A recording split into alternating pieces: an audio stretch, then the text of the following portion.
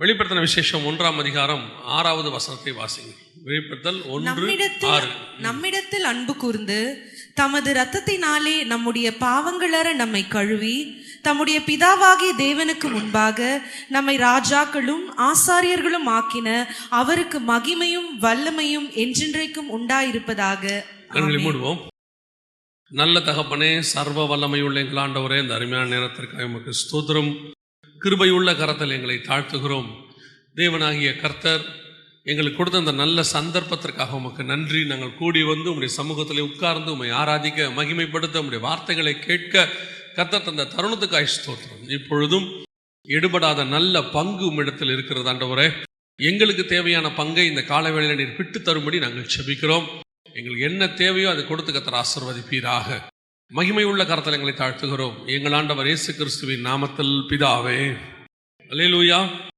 நம்முடைய பிதாவாகிய தேவனுக்கு முன்பாக நம்மை ராஜாக்களும் ஆசாரியரும் ஆக்கின அவருக்கே எல்லா வல்லமையும் என்றென்றைக்கும் உண்டாவதாக.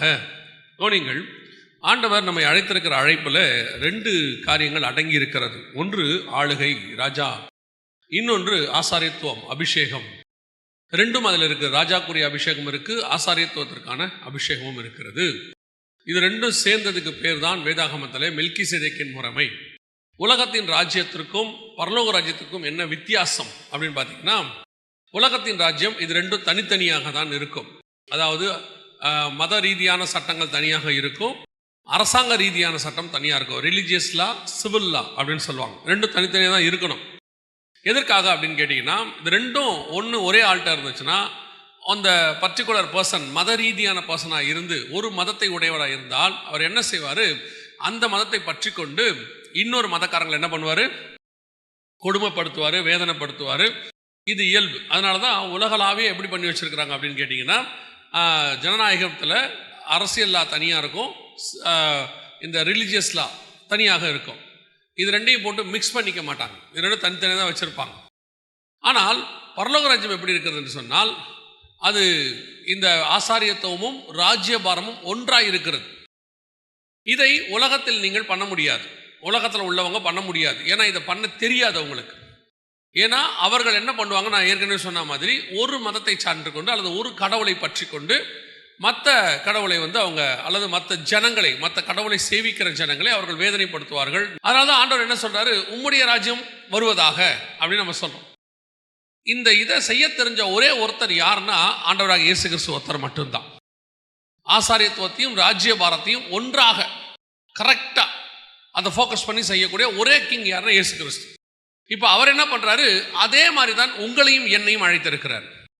வசனம் சொல்லுது, ராஜாக்களும் ஆசாரியராக. மெல்கிசேதேக்கை குறித்து சொல்லும் பொழுது ஆதியாகமம் 14:18 சொல்லுது, உன்னதமான தேவனுடைய ஆசாரியனாய் இருந்த சாலேமின் ராஜாவாகிய மெல்கிசேதேக்கு. ஆசாரியன், ராஜா 2 இருக்கு பாருங்க அதுல. அதனால தான் அதுக்கு பேர் மெல்கிசேதேக்கின் முறைமைன்னு பேர். நம்ம எதில் வாசிக்கிறோம், எபிரேயர் 7, 10 எல்லாத்துலையும் வாசிக்கிறோம். அதுக்கு பேர் மெல்கிசேதேக்கின் முறைமைன்னு பேர். ராஜ்யத்துவமும் ஆசாரியத்துவமும் ஒன்றாக இருக்கும்.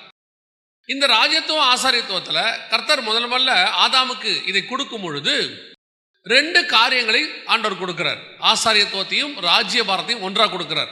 ஆதியாகமத்தின் புஸ்தகம் 1:28 வாசிங்கள் பார்ப்போம். பூமியை நிரப்பி அதை கீழ்ப்படுத்தி சமுத்திரத்தின் மச்சங்களையும் ஆகாயத்து பறவைகளையும் பூமியில் நடமாடுகிற சகல ஜீவ ஜந்துக்களையும் ஆண்டு கொள்ளுங்கள் என்று சொல்லி, இப்ப ஆளுகையை கர்த்தர் கொடுத்திருக்கிறார் பாருங்க. இது ஆளுகை. அடுத்து 2ஆம் அதிகாரம் 15வது வசனம் வாசி. தேவனாகிய கர்த்தர் மனுஷனை ஏதேன் தோட்டத்தில் அழைத்து கொண்டு வந்து அதை பண்படுத்தவும் காக்கவும் வைத்தார். தோட்டம் என்பது எதை குறிக்கிறதுனா தேவனுடைய சபை. ஏசாயா 5:2 வாசி. அப்பொழுது நான் என் நேசரிடத்தில் அவருடைய திராட்சை தோட்டத்தை குறித்து என் நேசருக்கு ஏற்ற ஒரு பாட்டை பாடுவேன். என் நேசருக்கு மகா செழிப்பான மேட்டிலே ஒரு திராட்சை தோட்டம் உண்டு. இது ஆசாரியத்துவம். தோட்டம் என்பது அதுல வேலி அடித்து கற்களை பொறுக்கி இதெல்லாம் நமக்கு தெரியும். அதுல நற்குல திராட்சை செடிகளை கொடுக்கும் என்று காத்திருந்தார். அதுவோ கசப்பான கனிகளை கொடுத்தது அப்படின்னு சொல்லி வசனம் சொல்லுது. அப்போ ஒன்று தோட்டத்தை பராமரித்தல், ஆசாரித்துவம், சபை. இன்னொன்று ஆண்டு கொள்ளுங்கள், பூமியை கீழ்ப்படுத்தி ஆண்டு கொள்ளுங்கள், இது ஆளுகை. ஆசாரித்துவத்தையும் ராஜ்யபாரத்தையும் ஒன்றாக கொடுக்கிறார். இங்க என்ன பிரச்சனை அப்படின்னு கேட்டீங்கன்னு சொன்னா, உங்ககிட்டயும் எங்கிட்டையும் அதே மாதிரி தான் கர்த்தர் இப்ப கொடுத்து வச்சிருக்கிறாரா. வசனம் தெளிவா சொல்லுது. 1:6 சொல்லுது, வெளிப்படுத்தின விசேஷம், பிதாவாகிய தேவனுக்கு முன்பாக ராஜாக்களும் ஆசாரியரும் ஆக்கின. இப்ப நீங்களும் அதே இடத்துல இருக்கிறோம். எந்த இடத்துல இருக்கிறோம்? அந்த தோட்டத்தில் இருக்கிறோம். ஆனால் இன்னைக்கு அந்த தோட்டத்துக்குள்ள, அந்த ஏதேனுக்குள்ள இருக்கிற நாம ஆளுகை செய்ய வேண்டிய கட்டத்தில் இருக்கிறோம். இப்ப நம்ம ஆளுகை செய்கிறோமா? அதுதான் நீங்க கேள்வி. ஆசாரியத்துவம், ஸ்பிரிச்சுவாலிட்டி, ஓகே. அதாவது சர்ச்சுக்கு வருகிறோம், நீங்களும் நானும் ஆராதனைக்கு வர்றதில்ல, எந்த மாற்று கருத்தும் இல்லை. ஆண்டவரை தேடுகிறோம். ஒரு சிலர்லாம் பார்த்தீங்கன்னா எப்பவும் தேவனுடைய இருக்கணுன்ற ஒரு ஆசையில் இருக்கிறாங்க. எல்லாம் உண்மைதான். அப்புறம் நல்ல ஜெபம் பண்ணுவாங்க, நல்ல ஊழியம் பண்ணுவாங்க, நல்ல ஜீவியம் இருக்கு, அதுல எந்த மாற்று கருத்தும் இல்லை. இப்ப நான் பேச விரும்புகிற காரியம் என்னன்னா, இந்த ஆளுகைன்னு ஒன்று இருக்கு பாருங்களா. ராஜாக்களும், ஆண்டவர் சொல்றார், சகலவற்றையும் கீழ்ப்படுத்தி ஆண்டு கொள்ளுங்கள் அப்படின்னு சொல்றார். இந்த ஆளுகை இருக்கிறதா? அதான் நீங்க கேள்வி. இந்த ஆளுகை உங்களுக்குள்ள இருக்கிறதா? என்னதான் நீங்க ஆசாரியத்துவத்துக்குள்ள இருந்தாலும், என்னதான் கர்த்தரை நல்லா உண்மையா தேடினாலும், ஒரு விதமான, இப்ப அவர் பிசாசை பத்தி பேசினார் இல்லையா, ஒரு விதமான பயம் இருக்கு, அல்லது ஒரு விதமான ஆளுகை இல்லை. பிசாசு நம்மளை பார்த்து ஓடுதா? இப்ப இயேசு ஒரு கிராமத்துக்குள்ள போறாரு, பிசாசு ஓடுது. ஒரு இடத்துல வந்துட்டு வியாதி கிட்ட போறாரு, வியாதி சுகமாக்குது. மரணத்துக்கிட்ட நிக்கிறாரு, மரணம் விழுங்கப்படுகிறது, ஜெயமாய் விழுங்கப்படுகிறது. லாசரு உயிரோடு கூட எழும்புறான். இது நடக்குது பாருங்களேன். இதுக்கு பேர் தான் ஆளுகை. ஏங்க, இது பேர் அற்புதம் இல்லையா? அந்த அந்த மரணத்தின் மேல் அதுக்கு பேர் ஒரு ஆளுகை. இப்ப நீங்க இந்த வசனத்தை வாசிங்க, நான் உங்களுக்கு சொல்றேன் எப்படி ஆதாம் அதை இழந்துட்டார்னு உங்களுக்கு இருக்கு. ரோமர் நிருபம் 5ஆம் அதிகாரத்துல 17வது வசனம் வாசிங்க. ஒருவனுடைய மீறுதலினாலே, அந்த ஒருவன் மூலமாய் மரணம் ஆண்டு கொண்டிருக்கு. இப்ப யார் ஆளுகை செய்யறா? மரணம் நம்மை ஆளுகை செய்கிறது. இந்த வசனம் அப்படிதான் சொல்லுது. ஒருவனுடைய மீறுதலினாலே, யாரு? ஆதாமை குறித்து இந்த இடத்துல சொல்லி இருக்கிறது. அதே 5ஆம் அதிகாரத்துல 14வது வசனம் சொல்லுது, அந்த ஆதாம் பின்பு வந்தவருக்கு முன்னடையாளமானவன் 14வது வசனம் சொல்லுது. அப்ப இந்த ஆதாம் வழியாக வசனம் சொல்லுது, ஒருவன் மூலமாய் மரணம் ஆட்கொண்டிருக்க. இப்ப ஆளுகை யார் செய்யறா? மரணம் செய்து. இப்ப இயேசு கிறிஸ்து லாசருக்கு முன்னாடி போயின்னா மரணம் ஆளுகை செய்தா, இல்ல மரணத்தை இவர் ஆளுகை செய்யறாரா? மரணத்தை இயேசு ஜெயிக்கிறார். அங்க சொல்றாரு, லாசருவே வெளியில் வா. எவரின் வீட்டுக்கு போறாரு, மரணத்தை ஜெயிக்கிறார். வெளியே ஏஞ்சி கையை தொட்டு, சிறு பெண்ணை எழுந்துரு. இப்போ கல்லறையில போய் அவரை மரணத்தில் படுக்க வைக்கிறாங்க, மரணத்தை ஜெயமாய் விழுங்குகிறார். அப்போ ஆளுகை என்பது என்ன? எதை கர்த்தர் உங்களுக்கு ஆளுகை செய்யும்படி கொடுத்தாரோ அதை ஆளுகை செய்வது. நான் இப்ப இயேசு கிறிஸ்து பிசாச 4ஆம் அதிகாரம் மத்தியிலே ஜெயிச்சிட்டார். அவன் ஓடிட்டான்னு வசனம் சொல்லுது. விலகி போனான், சில காலம் அவரை விட்டு நீங்கி போனான், விலகி போனான் இருக்கு. அந்த இடத்துல பிசாசு சொன்ன எல்லாத்தையும் ஜெயிச்சிட்டார். இயேசு என்ன சொல்றாரு? சிலுவைக்கு போறதுக்கு முன்னாடியே சொல்றாரு, திடங்கொள்ளுங்கள், நான் உலகத்தை ஜெயித்தேன் அப்படிங்கிறார்.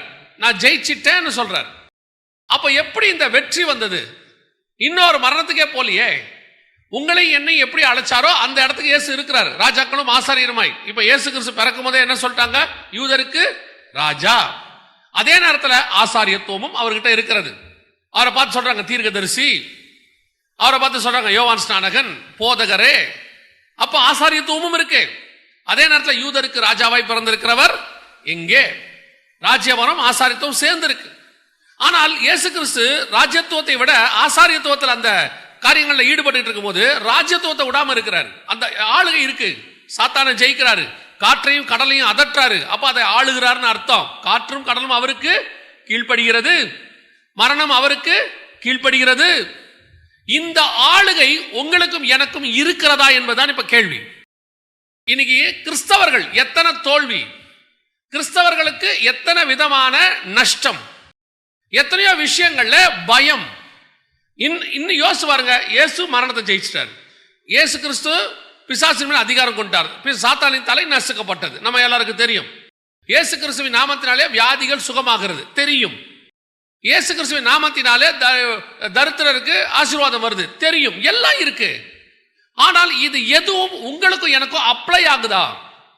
உங்களாலையும் என்னாலையும் அதை ஆளுகை செய்ய முடியுதா? இப்ப பாருங்க, சில நேரங்கள்ல ரெண்டு டிஃபரன்ஸ் இருக்கு. என்ன பண்றோம்? ஒரு மீட்டிங் வைக்கும் போது திடீர்னு ஒரு மழை வருது, அனௌன்ஸ் பண்ணிட்டாங்க, மேகம் மூடிட்டு இருக்கு. இப்ப நாம இத ரெண்டு விதமா ஹேண்டில் பண்றோம். ஒரு விதமா நம்ம எப்படி ஹேண்டில் பண்ணலாம்? நாம எல்லாம் ஊக்கமாய் ஜெபம் பண்ணுவோம், மழை வராதபடிக்கு கர்த்தரை தடுக்கும்படி, இந்த மீட்டிங் நடக்கும் போது மழை டிஸ்டர்ப் பண்ணக்கூடாது அப்படின்னு சொல்லி நாம ஜெபம் பண்ணுவோம். இது ஒண்ணு இருக்கு. இன்னொன்னு இருக்கு, அந்த மழை வராதபடிக்கு மேகத்துக்கு கட்டளை கொடுக்க முடியும். இந்த ரெண்டும் இருக்கு. என்ன செய்யலாம்? ரெண்டும் இருக்கு. இப்ப நீங்களும் நானும் ராஜாக்களா இருக்கிறபடினால கர்த்தர் உங்களுக்கும் எனக்கும் அந்த ஆர்டரை கொடுத்திருக்கிறார், ஆளுகை கொடுத்திருக்கிறார். இந்த ஆளுகை நமக்கு இருக்குதா? அதுதான் கேள்வி. ஆளுகை இருக்கா? ஆளுகையினுடைய முதல்ல ஆளுகை இருக்குன்னா உங்களுக்கு அந்த எண்ணம் வரணும். ஃபர்ஸ்ட் என்ன வரணும்? அந்த எண்ணம் வரணும். அந்த எண்ணம் வந்தா தானே ஆளுகை வரும். யோசிச்சு பாருங்க, தாவீது ஆடு மேய்க்கிறவரா இருக்கிறாரு, கோலியாத்துக்கிட்ட ஜெயிக்கிற அளவுக்கு அவருக்கு விசுவாசம் இருக்கு, எல்லாம் இருக்கு. ஆனா அந்த ட்ரெஸ்ஸை போடுறதுக்கு அவருக்கு என்ன இல்லை? எனக்கு பழக்கம் இல்லாதபடியினாலே. என்ன இருக்குது? பழக்கம் இல்லாதபடியினாலே. சரி, ஓகே, பழக்கம் இல்லை. இப்ப தாவீது எல்லா சண்டைக்கும் கவட்டக்கல்ல எடுத்துக்கிட்டு போனாரா, இல்ல அந்த ட்ரெஸ்ஸை போட்டு பட்டயத்தை எடுத்துட்டு போனாரா? அடுத்து வந்த சண்டைகள்லாம் அவன் யுத்த புருஷன், அவன் நிறைய சண்டை போட்டிருக்கிறான். போன இடத்துக்கெல்லாம் தாவீது என்ன பண்ணணும்? எல்லாருக்கிட்டையும் கவட்டக்கல்ல கொடுங்க, எல்லாரும் ஆளாளுக்கு ஒரு கவட்டக்கல்ல கையில் எடுத்துக்கோங்க, போற இடத்துல அடிக்க சொல்லி கொடுக்குறேன், அடி கல்ல விட்டு அடிங்க அப்படி சொல்லி கொடுத்தாரா? இவர் என்ன செய்யறாரு? எனக்கு ஆரம்பத்தில் பழக்கம் இல்லை, ஆனால் நான் ராஜாவாக மாறுகிறேன், அந்த வஸ்திரத்தை தரித்துக் கொள்வதற்கு தயாராகிறேன், கத்தி சண்டை போடுறதுக்கு நான் ரெடி ஆகிறேன், ஐ வில் பிராக்டிஸ், அந்த ராஜாவாக நான் மாறுகிறேன். நீங்களும் நானும் பாவத்திலிருந்து வந்தபோது பாவம் நம்மை ஆளுகை செய்து கொண்டிருந்ததுனால அந்த பாவத்தை குறித்த பயம் இருப்பது இயல்பு. அது உள்ள நம்ம இருந்திருக்கிறோம். வியாதியை பற்றின பயம் இருப்பது இயல்பு, பிசாசை குறித்த பயம் இருப்பது இயல்பு. ஏன்னா பயம் என்பது ஆதாம் பாவம் செஞ்ச முதல்ல வந்துச்சு, ஃபர்ஸ்ட் வந்தது. ஆனால் எப்ப நீங்க இயேசுவின் ரத்தத்தால் கழுவப்பட்டு ராஜாவுடைய பிள்ளையாய் மாற்றப்பட்டு ஆசாரியத்துவத்துக்கும் ராஜ்யத்துவத்துக்கும் உரியவர்களாய் மாறிட்டீங்களோ, ஆட்டோமேட்டிக்கா உங்களுக்குள்ள அந்த அத்தாரிட்டி வரணும், அந்த ஆளுகையுடைய எண்ணம் வரணும். ஃபர்ஸ்ட் நான் இப்பொழுது ராஜா, கர்த்தர் என்ன என்னவாக்கி இருக்கிறார்? இந்த ராஜ்யபாரத்தை ஒரு குரூப் தப்பா பிரசங்கம் பண்ணிட்டு, இப்ப அதுதான் இப்ப பிரச்சனை. அது எப்படி பிரசங்கம்? கிங்டம் மென்டாலிட்டி அப்படிம்பாங்க. Kingdom mentality. கிங்டம் மென்டாலிட்டி என்ன? உங்களுக்குள்ள நீங்க ராஜா என்கிற எண்ணம் இருக்கணும். ஆனால் இயேசு வெளியே என்னவாக இருந்தார்? இயேசு அரண்மனைக்கு போனாரா? குதிரை மேல ஏறினாரா? ராஜ உபச்சாரம் கேட்டாரா? ராஜ வஸ்திரம் கேட்டாரா? எல்லாரும் எனக்கு காலமிக்கி விடணும், சுத்தி நின்று எல்லாரும் சாமரம் வீசணும்னாரா? இல்ல. நான் தங்கி இருக்கிற இடத்தை பாருங்கள், வனாந்தரத்தில் தங்கி இருக்கிறார். மனுஷகுமாரனுக்கோ தலை சாய்க்க இடம் இல்லை, அப்படித்தானே இருக்குது. அவர் என்ன செய்யறார்? பசி உண்டாயிற்று. எல்லாம் நார்மல், எல்லாம் நார்மல், உலக பிரகாரமாய் ஆசாரித்துவம். ஆனா உள்ளுக்குள்ள என்ன இருக்கு? ராஜ்யபாரம். ஐ ஆம் த கிங். அதனாலதான் பிலாத்து கேட்கிறான், நீர் யூதருக்கு ராஜாவா? இயேசு சொன்னாரு, நீ சொல்லுகிறபடிதான். எனக்கு ரொம்ப ஒரு வேத பண்டிதர் எனக்கு சொல்லி கொடுத்தாரு. நீங்க வாசிச்சு பாருங்க, இயேசு கிறிஸ்துடைய ஒவ்வொரு ஆக்டிவிட்டிஸும் ராஜா மாதிரியே இருக்கும். ஆனால் அவர் வெளியே ஆசாரியன் தான், அந்த வேலையை செஞ்சுக்கிட்டு இருக்கிறாரு. பிரதான ஆசாரியன் வேலையை செய்யறாரு. நமக்கோ மகா பிரதான ஆசாரியன் உண்டு. வசனம் சொல்லுது, ஆசாரித்துவ வேலையை தான் செய்யறாரு. பலியான செம்மறி அந்த வேலையை அவர் செய்யறாரு, அதுல மாற்றுக்கருத்து இல்லை. ஆனா உள்ளுக்குள்ள அவர்கிட்ட என்ன வெளிப்பட்டுக்கிட்டே இருக்கும்? அந்த அத்தாரிட்டி வெளிப்பட்டுக்கிட்டே இருக்கும். மலை பிரசங்கம் இருக்குல்ல, மலை பிரசங்கம் மத்திய நாள்ல இருக்குல்ல, நீங்க நல்லா கவனிச்சு பாருங்க. மலை பிரசங்கத்துல இயேசு போய் வசனம் சொல்லும், மலையின் மேல் ஏறி உட்கார்ந்தார், சீஷர்கள் அவரிடத்தில் வந்தார்கள் அப்படின்னு இருக்கும். அதே மாதிரி லூக்கா எழுதின சுவிசேஷம் 5ஆம் அதிகாரத்துல 2வது 3வது வசனத்தை வாசிச்சு பாருங்க. அவர்கள் அவைகளை விட்டு இறங்கி வலைகளை அலசி கொண்டிருந்தார்கள். அப்பொழுது அந்த படவுகளில் ஒன்றில் ஏறினார், அது சீமோனுடையதா இருந்தது. அதை கரையிலிருந்து சற்றே தள்ளுபடி அவனை கேட்டுக்கொண்டு அந்த படவில் உட்கார்ந்து, அந்த படகில் உட்கார்ந்து நல்லா கவனிங்க. இன்றைய நாள் வரைக்கும் பிரசங்கம் பண்ணுகிறவங்க அத்தனை பேரும் நின்றுதான் பிரசங்கம் பண்ணுவாங்க. பிரீச்சர்ஸ் அத்தனை பேர் என்ன செய்வாங்க? முடியல, உடம்பு முடியலன்னு உட்காந்து பிரசங்கம் பண்ண, அது வேற. ஆனா பிரீச்சர் அப்படிங்கிறவர் நின்றுதான் பிரசங்கம் பண்ணுவாரு. ஒரே ஒருத்தர் மட்டும்தான் உட்காந்து பிரசங்கம் பண்ணுவார். யார் தெரியுமா? ராஜா மட்டும்தான் உட்காந்து பேசுவாரு, மற்றவங்க நின்று கேட்பாங்க. இயேசு கிறிஸ்துவை எடுத்து பாருங்க, மலை பிரசங்கத்துல பாருங்க, உட்கார்ந்து, படகின் மேல் உட்கார்ந்து. ஏன்னா அவர் கட்டளை கொடுக்க போறார். உங்களுக்கு இப்படி சொல்லப்பட்டது, பூர்வத்தாருக்கு இப்படி உரைக்கப்பட்டது, நான் உங்களுக்கு சொல்லுகிறேன். இது பிரசங்கம் அல்ல, கட்டளை, அத்தாரிட்டி வெளிப்படுது. அவருடைய ஒவ்வொரு ஆக்டிவிட்டிஸ்லையும் வெளிப்படுவது. அப்படி ஒரு ஆசாரியத்துவத்தை, ராஜ்யபாரத்தை தான் கர்த்தர் உங்ககிட்ட எங்கிட்ட இருந்து எதிர்பார்க்கிறார். எதன் மேல? மனுஷன் மேல இல்ல. அதான் இங்க ரொம்ப இம்பார்ட்டன்ட். பிடிக்க வந்த ரோம சேவர்கள் மேல அவர் என்ன சொல்றாரு? அடி நொறுக்கிடுவேன் அப்படியா சொன்னாரு? யோவான் எழுதின சுவிசேஷம் 13ஆம் அதிகாரம் 3வது வசனம் வாசிங்க. தம்முடைய கையில் பிதா எல்லாவற்றையும் ஒப்பு கொடுத்தார் என்பதையும் தாம் தேவனிடத்திலிருந்து வந்ததையும் தேவனிடத்திற்கு போகிறதையும் இயேசு அறிந்து பிதா என்ன கொடுத்துட்டார்? இப்ப எல்லாவற்றையும் கொடுத்தார். டோட்டல் அத்தாரிட்டி, வானம் பூமி சமுத்திரம் எல்லாத்தோட அத்தாரிட்டி இப்ப யார் கையில இருக்கு?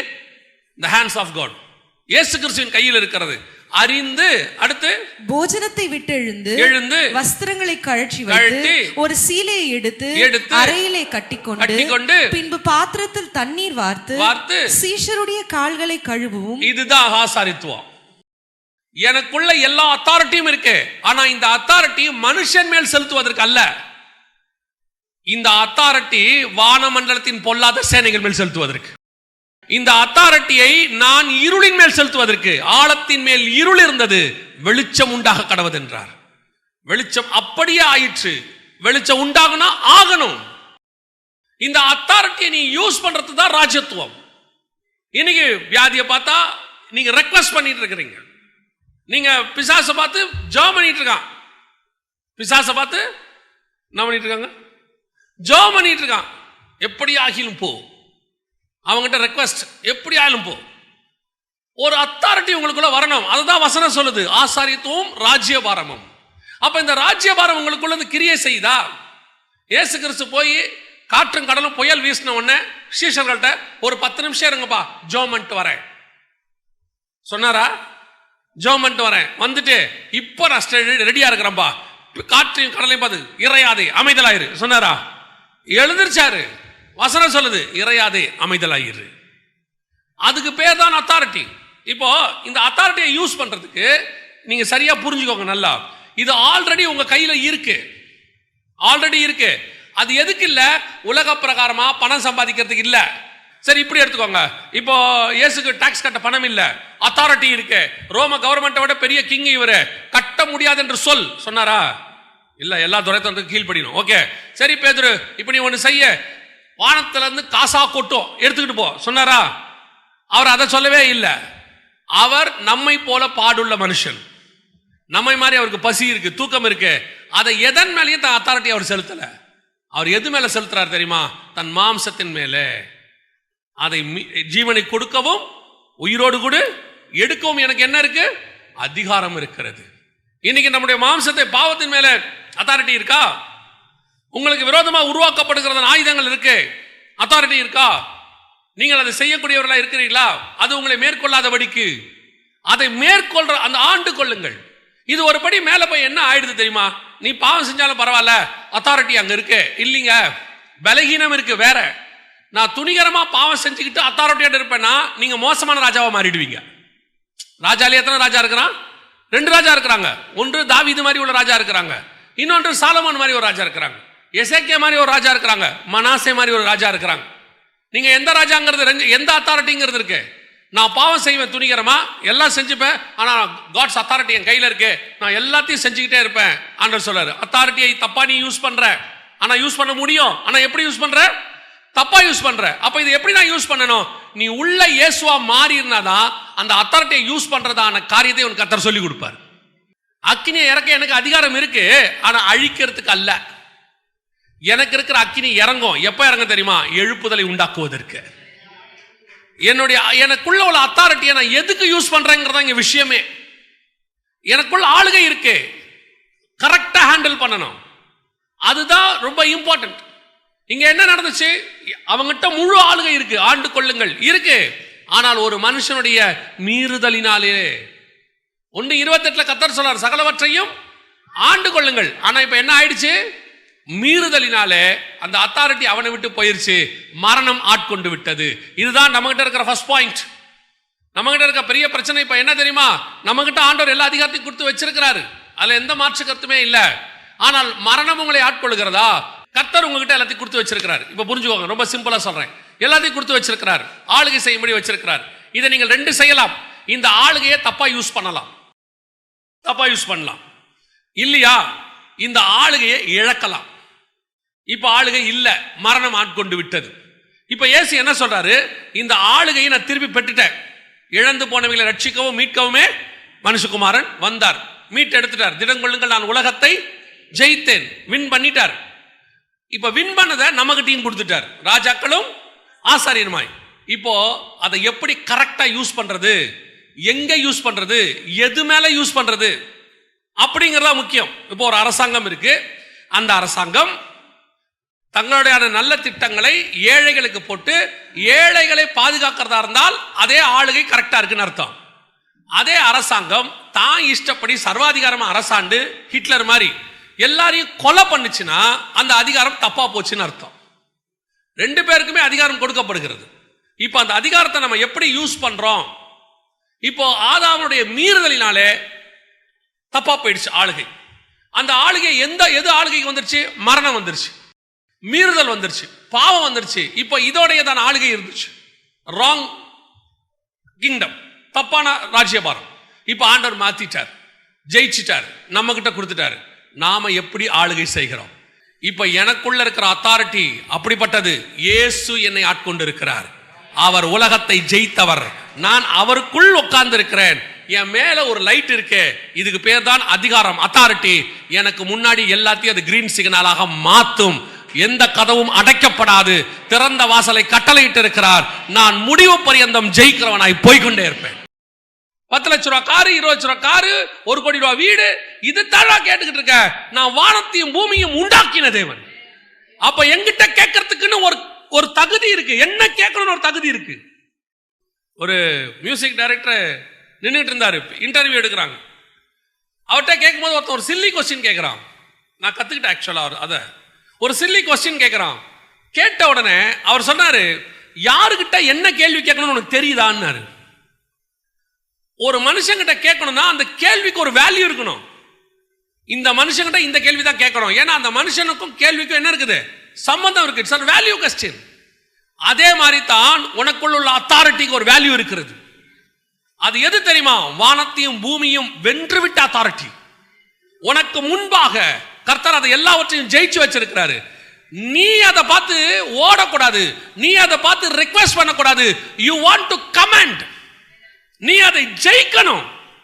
இயேசு கிறிஸ்து கிராமத்துக்கிட்ட போய் பிசாசுகிட்ட ரிக்வெஸ்ட் பண்ணல, அவனை போய் அதட்டல.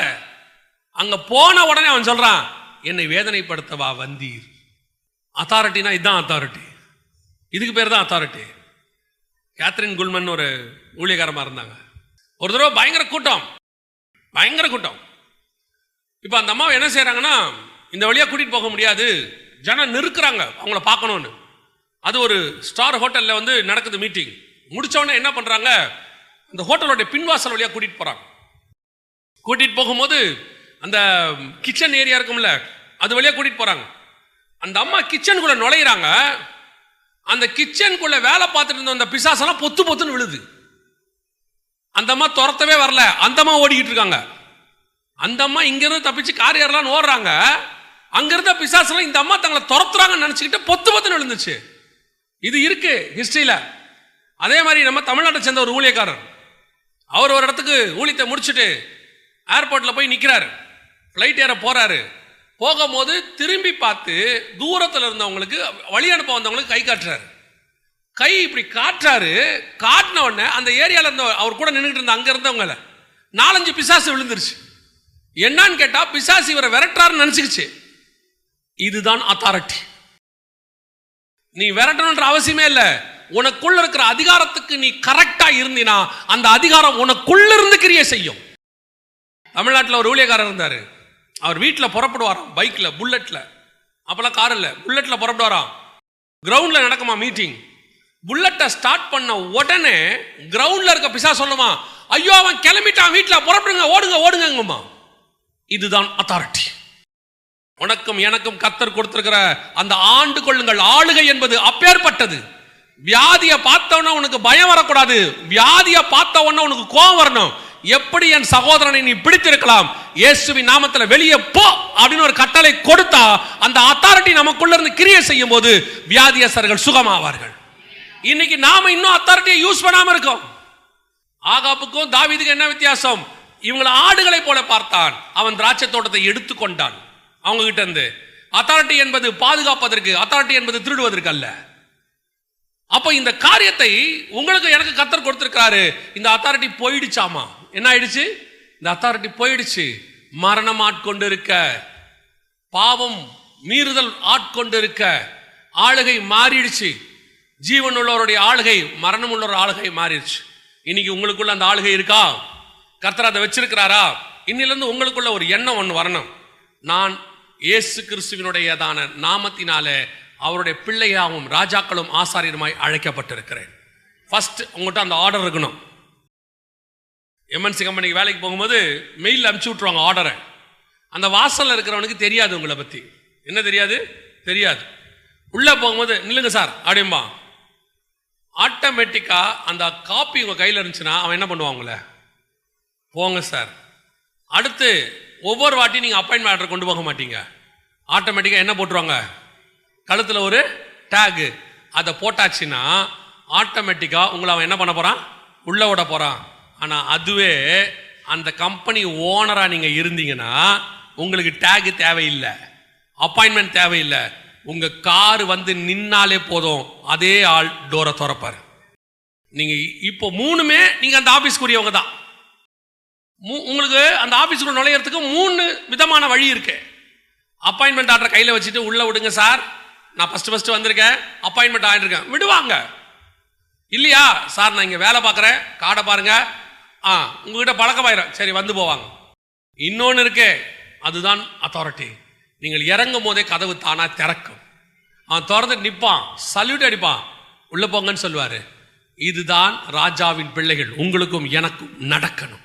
கர்த்தர் அதை உருவாக்கி இருக்கிறார். ஒரு வியாதியஸ்தனை கூப்பிட்டு நிற்க வைக்கும் போது, ஒரு பிசாசை கூப்பிட்டு நிற்க வைக்கும் போது நமக்குள்ள என்ன தோணணும் தெரியுமா? I am the son and daughter of the king. நான் ராஜாவுடைய பிள்ளையாக இருக்கிறேன். உலகத்தை ஜெயித்தவர் எனக்குள்ள இருக்கிறார்.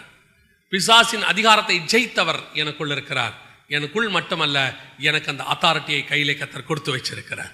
அல்லேலூயா. 1:28 திருப்பி வாசிங்க. ஆதியாகமத்தின் புத்தகம் 1:28 திருப்பி வாசிங்க. பின்பு தேவன் அவர்களை நோக்கி, நீங்கள் பலுகி பெருகி பூமியை நிரப்பி அதை கீழ்ப்படுத்தி சமுத்திரத்தின் மச்சங்களையும் ஆகாயத்து பறவைகளையும் பூமியின் மேல் நடமாடுகிற சகல ஜீவ ஜந்துக்களையும் ஆண்டு கொள்ளுங்கள் என்று சொல்லி. இப்ப ஆண்டு கொள்ளுங்களுக்கு முன்னாடி 2 ப்ராசஸ் செய்ய சொல்றாரு. ஆண்டு கொள்ளுங்களுக்கு முன்னாடி 2 ப்ராசஸ் செய்ய சொல்றாரு. இந்த ப்ராசஸை செஞ்சாதான் ஆளுகை பூரணப்படும். அத்தாரிட்டியை கொடுத்துட்டாரு. நீங்கள் ஆண்டு கொள்ளுங்கள்ன்றதுக்கு முன்னாடி 2 விஷயத்த சொல்றாரு. ஒன்று, அதை பூமியை நிரப்பி, பலுகி பெருகி பூமியை நிரப்பி அதை கீழ்ப்படுத்தி. ஒன்று, பூமியை பலுகி பெருகி பூமியை என்ன பண்ணணும்? நிரப்பணும். 2வது என்னன்னா கீழ்ப்படுத்தணும். இந்த அத்தாரிட்டியை நான் சொன்ன பாருங்க, தப்பாவும் யூஸ் பண்ணலான்னு இல்லையா? தப்பாவே நீங்க உலக பிரகாரமா கூட என்ன பண்ணலாம்? தப்பாவும் யூஸ் பண்ணலாம் இந்த அதிகாரத்தை. அப்ப சரியா யூஸ் பண்றதுக்கான கர்த்தர் கொடுத்த ஃபார்முலா பலுகி பெருகி பூமியை நிரப்பு. எதால பலுகி பெருகி நிரப்பணும்? வாசிங்க. மல்கியாவின் புத்தகம் 2ஆம் அதிகாரம் 15வது வசனம் வாசிங்க. அவர் ஒருவனை அல்லவா படைத்தார், ஆவி அவரிடத்தில் பரிபூர்ணமாய் இருந்தது. ஆவி அவரிடத்தில் பரிபூர்ணமாய் இருந்தது. பின்ன ஏன் ஒருவனை படைத்தார்? தேவ பக்தியுள்ள சந்ததியை பெரும்படியும் தானே. இப்போ என்ன வேணும்? இப்போ பலுகி பெருகி பூமியை நிரப்புனா என்ன மாதிரி சந்ததியில் அவனை நிரப்பத்துக்காக படைச்சாருன்னு மல்கியா 2:15 சொல்லுது. நீ பலுகி பெருகி பூமியை நிரப்பு, ஆனா என்ன மாதிரி சந்ததியால நிரப்பணும்னு மல்கியா 2:15 சொல்லுது. என்ன சந்ததியா? தேவ பக்தி உள்ள சந்ததியால நிரப்பு அப்படிங்கிறார். அப்போ நீங்கள் ஆளுகை செய்வதற்கு முன்பதாக முழுக்க இந்த வேர்ல்டு ஆளுகை செய்யணும். இப்ப இயேசு உலகத்தை ஜெயித்தார். நல்ல கவனிங்க. இயேசு என்ன பண்ணார்? உலகத்தை ஜெயிச்சிட்டார். இயேசு யார் தெரியுமா? பூமியின் ராஜாக்களுக்கு அதிபதி. நீங்க 1:6 நம்ம ராஜாக்களும் ஆசாரியரும் அழைச்சார்ல. 1:5 வாசிங்க. வெளிப்படுத்தல் 1:5. உண்மையுள்ள சாட்சியும் மரித்தோர்ந்து முதல் பிறந்தவரும் பூமியின் ராஜாக்களுக்கு அதிபதியுமாகி. இப்ப இயேசு அதிபதி. இனி ஜெயிக்க போறார்ல. இப்ப இயேசு யாரு? இந்த பூமியின் ராஜாக்களுக்கு அதிபதி.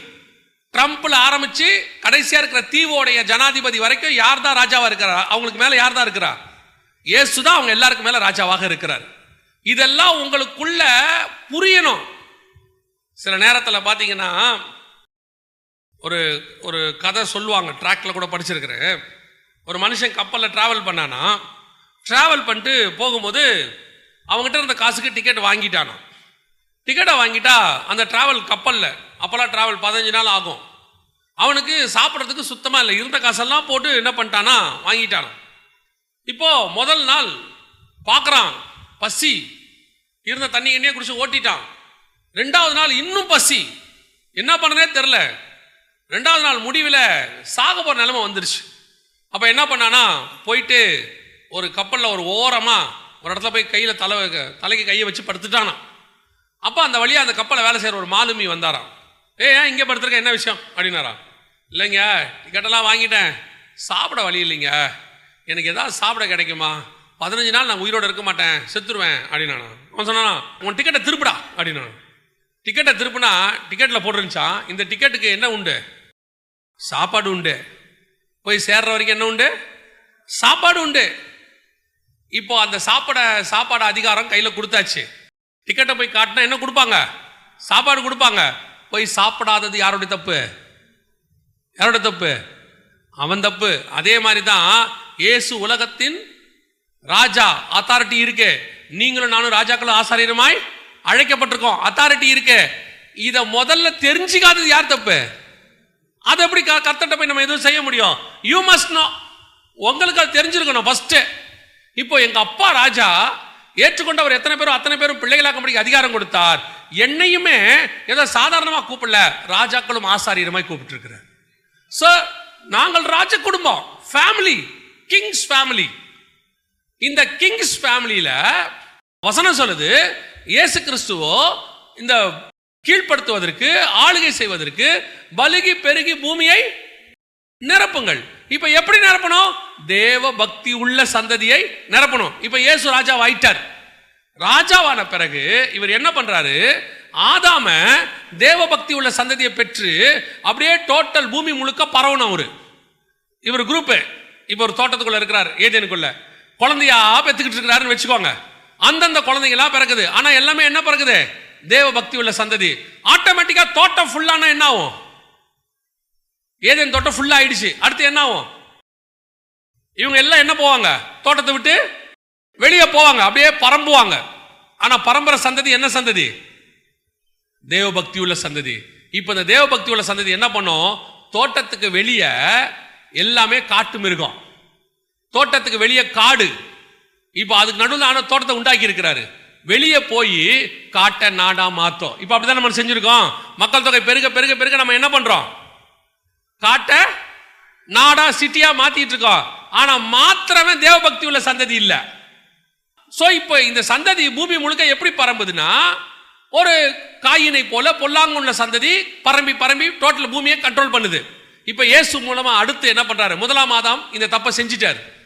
இயேசு மூலமா இப்ப இயேசு என்ன பண்றாரு, ராஜா அவனை மாதிரியே ஆதாம் மாதிரியே ஆண்டு கொள்ளுங்கள். இவர் சொல்றாரு, தினம் கொள்ளுங்கள், நான் உலகத்தை அவனை பலுகி பெருகி தேவ பக்தி உள்ள சந்ததியை நிரப்புங்க.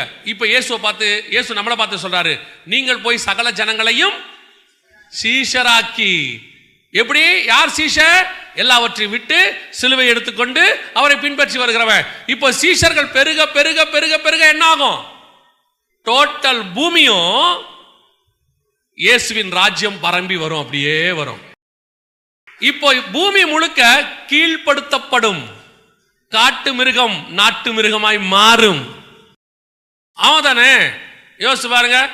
இப்ப நீங்க இங்க இருந்து நாய்க்குட்டியை பழகி நாய்க்குட்டியை உங்களுக்கு ஏத்த மாதிரி மாத்திட்டீங்க, கரெக்ட் தானே?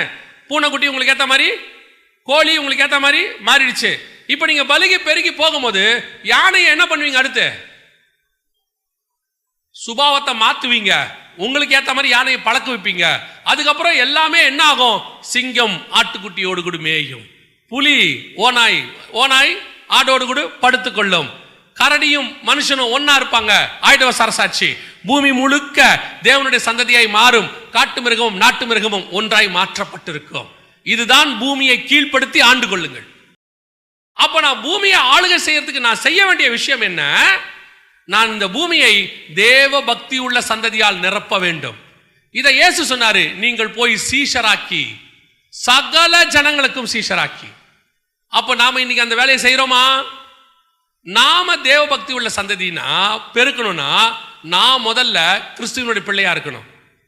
நான் ஆதாமா இருந்தால்தான், ஆதாமுடைய பையனா இருந்தால்தான் என் மூலமா வரக்கூடியதெல்லாம் எப்படி இருக்கும், தேவபக்தி உள்ள சந்ததியா இருக்கோம். இப்போ ராஜாவா கர்த்தர் உங்களை எண்ணி படைச்சிட்டார், மாத்திட்டார். இப்ப நமக்குள்ளேருந்து பிறக்கிறதெல்லாம் நல்லா கவனிச்சு பாருங்க, நமக்குள்ளேருந்து பிறக்கிறது எல்லாம் இனி இளவரசனா தான் இருக்கும். ஆமா தானே? நான் சொல்றது புரியுதா? சாமானியன் வீட்டில் பிறந்தா அந்த குழந்தைக்கு பேர் சாமானியன் வீடு. கரெக்டா? ஒரு டாக்டருக்கு குழந்தை பிறந்துருச்சு, அவர் பேர் உங்களுக்கு தெரியாது, நீங்க என்ன சொல்லுவீங்க? அந்த டாக்டருக்கு ஒரு குழந்தை பிறந்திருக்கு. ஆனா அதுவே அரண்மனையில் குழந்தை பிறந்தா என்ன சொல்லுவாங்க? ஒரு ராஜாவுக்கு இன்னொரு இளவரசன் பிறந்திருக்கான், யூதருக்கு ராஜாவாய் பிறந்திருக்கிறவர் எங்கே? இப்போ உங்க வழியா பிறக்கிற எல்லா குழந்தையும் என்னவா மாறும்? ராஜாவும் ஆசாரியனுமாய் மாறும். இந்த ராஜாவும் ஆசாரியனும் பலுகி பெருகி பெருகி பெருகி டோட்டல் பூமியும் எப்படி இருக்கும்? ராஜாவும் ஆசாரியத்துவமாய் மெல்கிசேதேக்கின் முறைமையின்படி உலகம் முழுக்க கிறிஸ்துவின் ராஜ்யம் வந்து சேரும். இதுதான் உம்முடைய ராஜ்யம் வருவதாக. அந்த வருவதாகன்றதுக்கு நான் என்ன பண்ணணும்? ஜெபம் பண்ணிட்டே இருக்கணும். நீங்க வருவதாக, நீங்க வருவதாக, நீங்க வருவதாக. ஆண்டவர் சொல்றாரு, போய் பலிக்கு பெருகு, தேவபக்தி உள்ள சந்ததியால் நிரப்பு, சீஷன் ஆக்கு, கீழ்படுத்து, அவனுக்கு ஞானசானம் கொடு, அவனை ராஜாவும் ஆசாரியனுமா மாத்து. இப்படி மாற மாற மாறத்தான் டோட்டல் பூமி என்ன ஆகும்? கீழ்ப்படிய தொடங்கும். தேவனுடைய ராஜ்யபாரம் உலகம் முழுக்க வரும். ஆண்டவர் சொல்றாரு, நீ இந்த ராஜ்யபாரத்தை ஸ்தாபிக்க வேண்டிய ஆளு, இத பூமி முழுக்க கொண்டு போக வேண்டிய ஆளு. நீ இந்த கிங்டம் குள்ள இருந்துகிட்டு இதே மாதிரி இதை மாத்தணும்னு நினைக்கிற. நல்லா தெரிஞ்சுக்கொள்ளுங்க, ஒரு நாளும் காடு தோட்டம் ஆகாது. தோட்டம் தான் காடு போய் காட்டை தோட்டமா மாத்தணும். நான் சொல்ல புரியுதா? ஆதாமுடைய சந்ததி தான் போய் என்ன செய்யணும்? பூமியை நிரப்பி தேவபக்தி உள்ள சந்ததியை மாத்தி தேவ ராஜ்யத்தை கொண்டு வரணும். இதைத்தான் இஸ்ரவேல் ஜனங்கிட்ட சொன்னாரு. ஆபிரகாம் கிட்டையும் மோசே கிட்டையும் எல்லா உடன்படிக்கையும் கொடுத்து, ஆசாரியத்துவத்தை கொடுத்து, அவங்க கிட்ட பார்த்து நியாய பிரமாணத்தை கொடுத்துட்டு சொன்னாரு, நீங்கள் எனக்கு ஆசாரிய ராஜ்யமாய் இருக்கிறீர்கள், பரிசுத்த ஜாதியும் ஆசாரிய ராஜ்யம். அப்படின்னா என்ன அர்த்தம்? இந்த நியாய பிரமாணத்தை, இந்த 12 கோத்திரமும் அப்படியே கொண்டு போய் இஸ்ரவேலை மையமா வச்சு உலகம் ஃபுல்லா பரப்புங்க, என்ன வந்துரும்? ஆசாரிய ராஜ்யம் வந்துரும்னாரு. இந்த பையன் செய்யல. அவன் வீட்டை பார்த்துக்கிட்டு, அவனுடைய எல்லையை பார்த்துக்கிட்டு எல்லாரும் அதுக்குள்ளே இருந்தவன. கடைசியா யோசுவா சொல்றாரு, நீங்கள் பிடிக்க வேண்டிய தேசம் அதிகமா இருக்கு, நீங்க செல்ஃபிஷா மாறிட்டீங்க. அதே காரியம் தான் இப்ப சபைக்குள்ள இருக்கு. இப்ப கர்த்தர் உங்களை எண்ணி பார்த்து கொடுத்த வேலை என்ன? நீங்கள் போய் சகல ஜாதிகளுக்கும் சுவிசேஷத்தை பிரசங்கித்து, தேவபக்தி உள்ள சந்ததியா சுவிசேஷத்தை பிரசங்கித்து சீஷராக்கி கீழ்படுத்தி. அவங்க சீஷன் ஆயிட்டா ஆட்டோமேட்டிக்கா என்ன பண்ணிடுவான்? தன்னை சிலுவையில் அறைஞ்சிருவான், கீழ்படுவான், ஆண்டவருக்கு கீழ்படிவான். கீழ்படுத்தி அடுத்து என்ன பண்ணணும்? பூமியை நிரப்புங்கள், ஞானசானம் கொடுத்து டோட்டலா சந்ததியா மாத்தணும். இன்னைக்கு நாம எப்படி ஆயிட்டோம்? இஸ்ரவேல் ஜனங்க மாதிரி செல்ஃபிஷ் ஆயிட்டோம். என்ன செல்ஃபிஷ்? என் வீடு ரட்சிக்கப்பட்டா போதும், நாங்க சர்ச்சுக்கு வந்து ஒழுங்கா போனா போதும், எங்க சர்ச்சு இப்படி இருந்தா போதும், நான் இந்த அளவுக்கு ஊழியம் பண்ணா போதும். நமக்குள்ள ஒரு செல்ஃபிஷ் கிங்டம் மென்டாலிட்டி போயிருச்சு. இப்ப யோசிச்சு பாருங்க, நான் சொல்லிட்டு முடிக்கிறேன், கவனிங்க. இப்போ ஒரு கவர்மெண்ட், ஒரு நாடு இன்னொரு நாட்டுக்கிட்ட யுத்தத்துக்கு போகுது. அந்த நாட்டை ஜெயிக்க வேண்டிய கட்டாயத்தில் இருக்கு, இல்லைன்னா அவங்க வந்து இந்த நாட்டை ஜெயிச்சிருவாங்க. சரி, வார் ஸ்டார்ட் பண்ணியாச்சு. இந்த வார் ஸ்டார்ட் பண்ண உடனே நல்லா கவனிச்சு பாருங்க, 3 விதமான படைகள் இருக்கும். விமானப்படை, கப்பல் படை, காலாட்படை, 3 இருக்கும். இது லேண்டில் இருக்கு, அது தண்ணியில இருக்கு, அது ஆகாயத்தில் இருக்கு. இது சாலிடு, இது வாட்டரு, அது கேஸ். நம்ம 3 ஸ்டேட் சொல்லுவோம்ல, ஏர்ல இருக்கு, வாட்டர்ல இருக்கு, லேண்ட்ல இருக்கு. இந்த 3 மோடு, வேற இடம். இது ஓடணும், அது மிதக்கணும், அது பறக்கணும். ஓகேவா? இப்போ இவங்கிட்ட இருக்கக்கூடிய ஆயுதங்கள் வேறு. யாருக்கிட்ட இருக்கிறது? இந்த ராணுவ வீரன். அவங்ககிட்ட வந்து தூக்குற அளவுக்கு தான் என்ன இருக்கும்? துப்பாக்கி இருக்கும். ரொம்ப வெயிட்டா இருக்காது, ஓரளவுக்கு வெயிட் இருக்கும். அவங்ககிட்ட ஒரு லிமிட் தான் இருக்கும். பின்னாடி டேங்க் வரும், இப்படிதான் போகும். ஆனா இந்த கப்பல் இருக்கு பாத்தீங்களா, அவங்ககிட்ட இருக்கிறது வேற. அவன் மேல விமானமே நிற்கும், 20 விமானம் 30 விமானம் நிற்கும். அவனுக்குள்ள ராணுவ வீரர்கள் இருப்பாங்க, அவங்க கிட்ட குண்டு இருக்கும், எல்லாம் இருக்கும். இந்த விமானம் இருக்கு பாருங்க, அவங்ககிட்ட இருக்க குண்டு வேற. அது ஏவுகணை, போய் பறந்து போய் தாக்குற மாதிரி, அவ்வளவுதான் இருக்கும். 3 விதமா இருக்கும் யுத்தம். 3 பேரும் வெவ்வேறு இடத்துல இருக்காங்க. 3 பேருடைய மைண்ட் செட் வேற. அவன் மிதந்துகிட்டு இருக்கான், இவன் அவன் மேல தண்ணியில மிதந்துகிட்டு இருக்கான், அவன் பறந்துகிட்டு இருக்கான், இவன் நடந்துகிட்டு இருக்கான். ஆனா 3 பேரும் 3 விதம் வெவ்வேறு விதமான ஆயுதங்கள் வச்சிருப்பாங்க, வெவ்வேறு விதமான டார்கெட். இவன் கீழே அடிக்கணும், அவன் கடல்ல இருந்து அடிக்கணும், அவன் மேல இருந்து கீழே பார்த்து அடிக்கணும். பார்வை வேற எல்லாம் இருக்கு. ஆனா 3 பேருக்கும் ஒரே ஒரு எண்ணம் மட்டும்தான் இருக்கு, எதிரி நாட்டை நான் ஜெயிக்க வேண்டும். அவ்வளவே. என் கவர்மெண்ட் அந்த கவர்மெண்ட்டை ஜெயிச்சு அந்த நாடு என் கண்ட்ரோலுக்கு வரணும். இவ்வளவுதான் 3 பேருக்கும் இருக்க தாட். இதுவே அத்தனை உலகத்தில் இருக்கிற எல்லா சபைகளுக்கும் இருக்க வேண்டிய ஒரே சிந்தனை. அவன் சுவிசேஷகனா இருக்கட்டும், அவன் ஊழியக்க போதகரா இருக்கட்டும், அவன் தீர்க்கதரிசியாக இருக்கட்டும், அவன் அப்போஸ்தலனாக இருக்கட்டும், அல்லது ஒரு டீச்சராக இருக்கட்டும், நாங்கள் 5 பேரும் 5 விதமான ஊழியத்தை செய்கிறோம். அவரு சர்ச்சை மேய்க்கிறவரு, இவர் டீச் பண்றவரு, அவர் வெளியே போய் சுவிசேஷம் சொல்றவரு, இவர் அஸ்திவாரம் அப்போஸ்தலர் அஸ்திவாரம் போடுறவரு, அவன் பக்தி விருத்திக்கு ஏதுவா தீர்க்கதரிசனம் உரைக்கிறவன். 5 பேரும் 5 விதமா இருப்பாங்க. ஆனால் நாங்கள் 5 பேரும் ஒரு ராஜ்யத்தை ஸ்தாபிப்பதற்காக நாங்கள் போராடி கொண்டிருக்கிறோம். அந்த ராஜ்யம் பரலோக ராஜ்யம். இந்த எண்ணம் வந்தாதான் உங்களால ஜெயிக்க முடியும். இதுதான் கீழ்ப்படுத்தி ஆண்டு கொள்ளுங்கள். இது யாரால முடியும்? தேவ பக்தி உள்ள சந்ததியால மட்டும்தான் முடியும். இந்த ஒன்னஸ் இன்னைக்கு இருக்கா? இன்னைக்கு எனக்கு அந்த இல்ல. இப்ப எப்படி இருக்குது? என் காயின் போய் ஒரு பட்டணத்தை கட்டி தன் குமாரன் பெயரை வைத்தான். இப்ப காயினுக்கு தேவனுடைய பெயரையோ ராஜ்யத்தையோ வைக்கணும்னு ஆசை இல்ல. அவனுக்கு என்ன பேர் இருக்குது? ஏன் பையனுடைய பட்டணம் இது, தங்களுக்கு பேர் உண்டாகும்படி. இதுதான் உலகத்தின் ராஜ்யம். உலகத்தின் ராஜ்யத்தில் இருக்கிறவன் தான் பையனுக்கு பேர் வைப்பான், தான் ராஜ்யத்தை கட்ட பார்ப்பான், தனக்கு பேர் உண்டாகணும்னு பார்ப்பான்.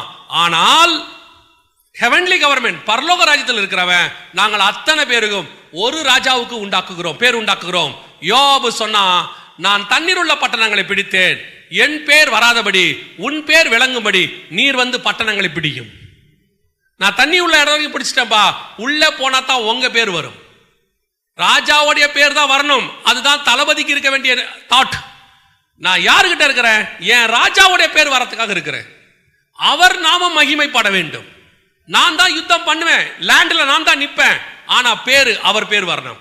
இதைத்தான் யோவான் ஸ்நானகர் சொன்னா, நான் சிறுகவும் அவர் பெருகவும் வேண்டும். இந்த தாட்டு அத்தனை பேருக்கும் வரணும். விசுவாசிக்கு வரணும், ஊழியக்காரனுக்கு வரணும், எல்லா வகையான ஊழியக்காரங்களுக்கு வரணும். உலகத்தில் இருக்கிற அத்தனை சபையும் இந்த ஒரு தாட்டில் இருந்து வேலை செய்யுமானால் அவருடைய ராஜ்யம் பூமியில் வரும்.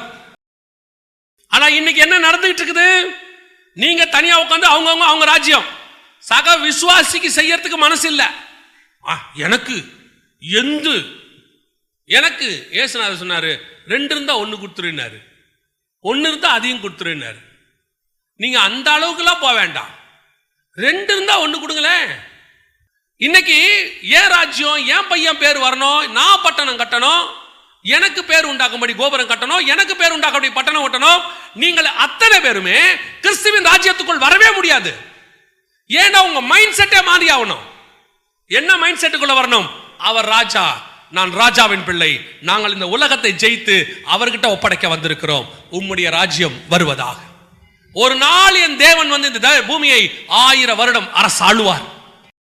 அவருடைய ராஜ்யம் பூமிக்கு வரும். நான் தண்ணீர் உள்ள பட்டணங்களை பிடிப்பேன், ஆனால் அவர் வந்து அவர் பேர் உண்டாகும்படிக்கு. என் பேர் இல்லாமல் போகலாம், மறைந்து போகலாம், காணாமலே போகலாம்.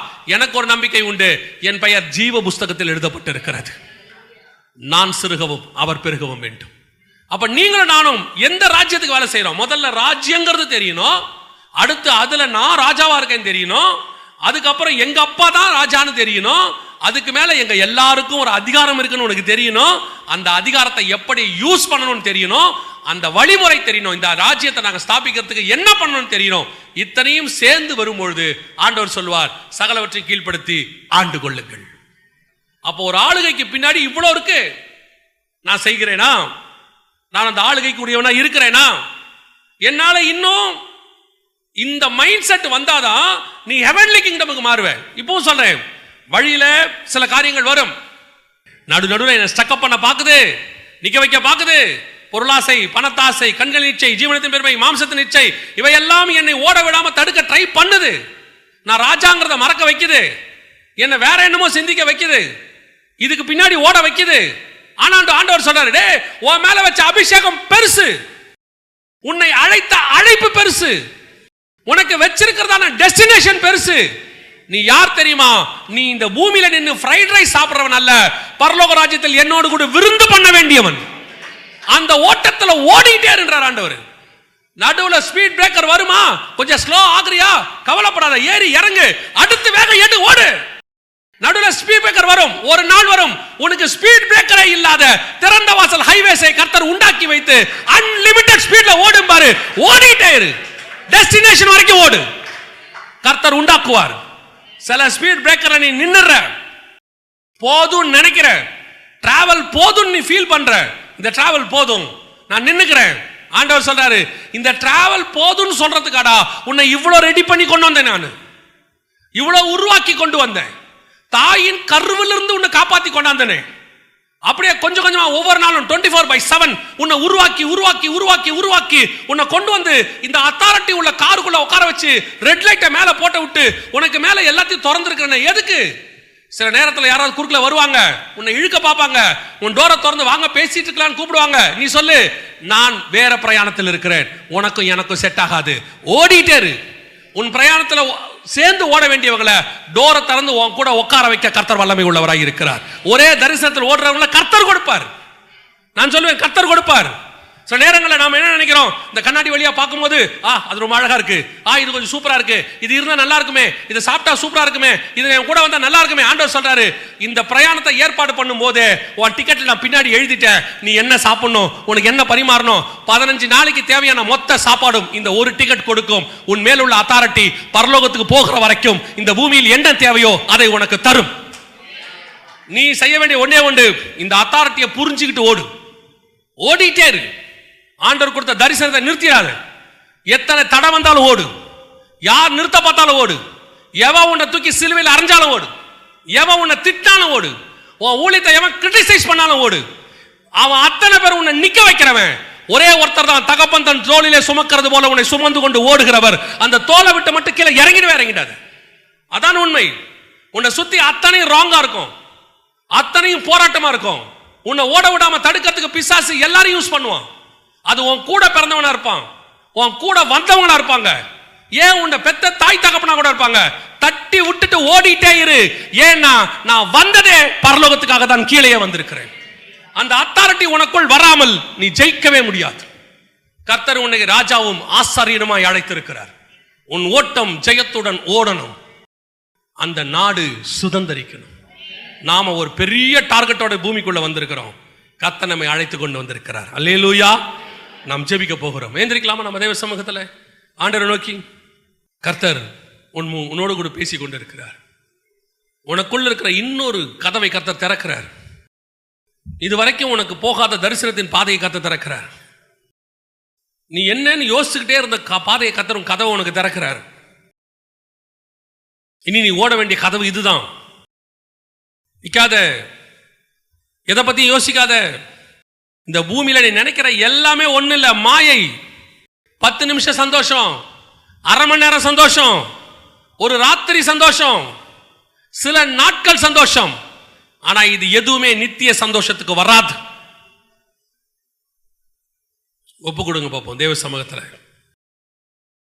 நீங்கள் ராஜாவின் பிள்ளைகளாக இருக்கிறீர்கள். நீ இந்த உலகத்தை ஆளுவதற்காக அழைக்கப்பட்டவன் அல்ல. அவர் வரும்போது அது நடக்கும். 1000 பரிசுத்தவான்களோட தேவன் பூமியை நியாயத்திற்க வரும்போது அவர் ஆளுகை செய்வார். அப்ப அது நடக்கும். இப்போ நீ உலகத்தை ஜெயிச்சு பரலோகத்துக்கு போறதுக்காக அழைக்கப்பட்டவன். உனக்கு கொடுக்கப்பட்ட அத்தாரிட்டி அதற்குரியது. சும்மா போய் சீப்பானது ஆண்டவர்கிட்ட கேட்டுக்கிட்டு இருக்காத. வீடு கொடுங்க ஆண்டவரே, பையனுக்கு கல்யாணம் பண்ணி வைங்க ஆண்டவரே, பொண்ணுக்கு ஒரு மாப்பிள்ளை கொடுங்க ஆண்டவரே, நல்ல வேலை கொடுங்க ஆண்டவரே, பொண்ணுக்கு ஒரு பையனை கொடுங்க, பேரப்பிள்ளையை கொடுங்க, என் கண்ணால பார்க்கணும் ஆண்டவரே, ஒரு ஸ்கொயர் ஃபீட்ல வீடு கொடுங்க ஆண்டவரே, காரு கொடுங்க ஆண்டவரே, லேண்டு கொடுங்க ஆண்டவரே. சீப்பா கேட்காத. நீயும் நானும் ராஜாவின் பிள்ளைகள். நீ நானும் கேட்க வேண்டியதெல்லாம் நிறைய இருக்கு. வேற இவைகளை வெல்ல இதிலும் மேலானவைகள். We are more than the conquerors. வசனம் அப்படித்தான் சொல்லுது. We are more than the conquerors. அப்படின்னு என்ன அர்த்தம் தெரியுமா? எல்லா இடங்களிலும் எங்களை வெற்றி சிறக்க பண்ணுகிறவர். எல்லா இடங்களிலும் எங்களை வெற்றி சிறக்க பண்ணுகிறவர். ஒருவேளை நீ ஒரு சில இடத்துல விழுந்திருப்ப. அது கண்களின் இச்சையோ, ஜீவனத்தின் பெருமையோ, மாம்சத்தின் இச்சையோ, கோவமோ, மூர்க்கமோ, அசுத்த வார்த்தை பேசிட்டியோ, ஏதோ ஒன்று எங்கேயோ விழுந்துட்டு இருப்ப. கர்த்தர் சொல்றாரு, அது ஒரு ரவுண்டு விழுந்துட்ட, அடுத்த ரவுண்டு எழுந்துரு. இந்த ரவுண்டு நாம ஜெயிக்கிறோம், கடைசி வரைக்கும் ஜெயிக்கிறோம். நீ கீழே விழுறது பிரச்சனையே இல்லை. விழாதவன் இயேசுவை தவிர விழாதவன் ஒருத்தம் கூட இல்லை. நீ அறியாமல் தெரியாமல் செய்த காலங்கள் இருக்கும், புரியாமல் செய்த காலங்கள் இருக்கும், துணிகரமான பாவங்கள் கூட இருக்கும். ஆண்டவர் சொல்றாரு, விழுந்தியா பரவாயில்ல, திருப்பி எழுந்துரு, ஏஞ்சி நில்லு, ஜெயிப்பேன்னு சொல்லு. இன்னும் ஒரு விஷயம் எனக்கு ஒத்து பலம் தாரும் ஆண்டவரேன்னு கேளு. நீ செய்த காரியங்களை விட 2 மடங்கு கர்த்தர் செய்ய வைக்க வல்லமை உள்ளவர். இப்போ நீங்களும் நானும் அதைத்தான் கேட்க போறோம். ஒப்பு கொடுப்போமா தேவ சமூகத்தில்? நாம் ஜெயிச்சுட்டு பரலோகத்துக்குள்ள நுழைய வேண்டியவங்க. இந்த உலகத்தில் சின்ன சின்ன விஷயத்துக்கெல்லாம் ஒன்று வாழ்க்கை இழந்துராத, உன் தரிசனத்தை இழந்துராத, உனக்கு வச்ச அழைப்பை இழந்துராதீங்க. நீங்கள் நான் யார் தெரியுமா? மோர் தென் த கான்கரர்ஸ். ஒப்பு கொடுப்போமா தேவ சமூகத்தில்?